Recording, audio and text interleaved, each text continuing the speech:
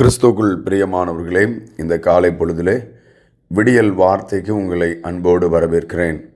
ஏசாயா தீர்க்கதரிசன புஸ்தகம் 53ஆம் அதிகாரம் 10ஆம் வசனம் இவ்வாறு சொல்லுகிறது: கர்த்தருக்கு சித்தமானது அவர் கையினால் வாய்க்கும்.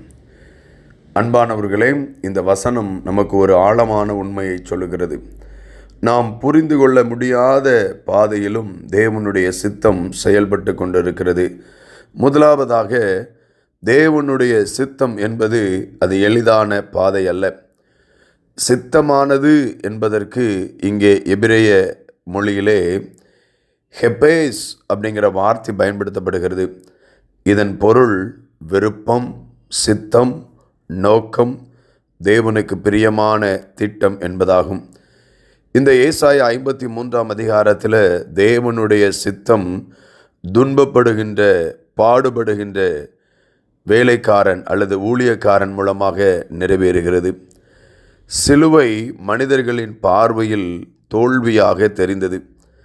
ஆனால் தேவனுடைய பார்வையில் அதுவே மீட்பின் வழி. ஆகவே உங்கள் வாழ்க்கையில் இன்று புரியாத ஒன்று நடந்தாலும் உடனே எல்லாம் முடிந்துவிட்டது என்று சொல்லாதீர்கள்.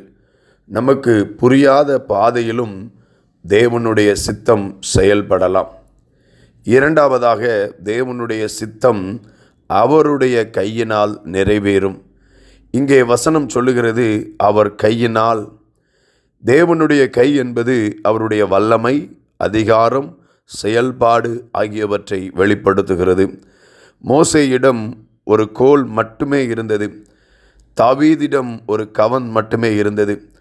ஆனால் அவை தேவனுடைய கரத்தில் சென்றபோது சாதாரணமானவை அல்ல, அசாதாரணமானவை ஆகின. அதுபோல உங்கள் வாழ்க்கை தேவனுடைய கரத்திலே இருந்தால் உங்கள் குறைபாடுகள் அவருடைய தடையாக இருக்காது. நீங்கள் செய்ய முடியாததை பற்றி கவலைப்படாதிருங்கள்.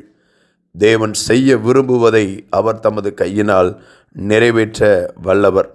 மூன்றாவது, தேவனுடைய சித்தம் இறுதியிலே வாய்க்கும். வாய்க்கும் என்பதனுடைய எபிரேய வார்த்தை சலா என்கின்ற வார்த்தை பயன்படுத்தப்பட்டிருக்கிறது. இதனுடைய அர்த்தம் வெற்றி பெறுதல், நிறைவேறுதல், வெற்றிகரமாக முன்னேறுதல் என்று சொல்லப்படுகிறது. சிலுவை இந்த ஏசாயா 53ஆவது அதிகாரத்தில் முடிவாக தோன்றியது. ஆனால் உயிர்த்தெழுதல் தேவனுடைய திட்டம் தோல்வியடையாது என்பதை நிரூபித்தது. எனவே இன்றைக்கு உங்கள் வாழ்க்கையில் ஏதாவது உடைந்தது போல தெரிந்தாலும் அவசரமாக தீர்மானித்து விடாதீர்கள், முடிவு செய்து விடாதீர்கள். ஆண்டவர் இன்னமும் உங்கள் வாழ்க்கையில் செயல்பட்டு கொண்டிருக்கிறார். இன்று இந்த வார்த்தையை உங்கள் கரங்களிலே பிடித்து கொள்ளுங்கள். என் சூழ்நிலையை வைத்து தேவனுடைய திட்டத்தை, முடிவை நான் தீர்மானிக்க மாட்டேன்.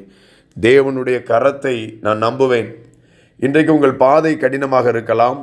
உங்கள் ஜெபத்திற்கான பதில் தாமதமாகி கொண்டிருக்கலாம். ஆனால் தேவனுடைய சித்தம் தோல்வி அடையாது. அவருடைய கை பலவீனமானதல்ல. அவருடைய திட்டம் ஒரு நாளும் பாதையில் நின்று போகாது. அவர் சித்தம் நிறைவேறும். அவர் கை காரியத்தை நடத்தும். அவருடைய திட்டம் நிச்சயம் வாய்க்கும். ஜெபிப்போமா? அன்பின் பரலோக பிதாவே, எனக்கு புரியாத பாதைகளிலும் உமது சித்தத்தை நம்புகிற விசுவாசத்தை தாரும். எங்கள் வாழ்க்கையை உமது கையிலே ஒப்பு கொடுக்கிறோம். எங்களால் முடியாததை நீர் செய்யும். எங்கள் வாழ்க்கையிலும், எங்கள் குடும்பத்திலும், எங்கள் ஊழியத்திலும் உமது சித்தம் வாய்க்கும்படி நடத்தியருளும். இயேசு கிறிஸ்துவின் இன்ப நாமத்தில் ஜெபிக்கிறோம் நல்ல பிதாவே, ஆமேன். இந்த நாளின் விடியல் வார்த்தை உங்களுக்கு மிகுந்த ஆசீர்வாதமாக இருப்பதாக. ஆமேன்.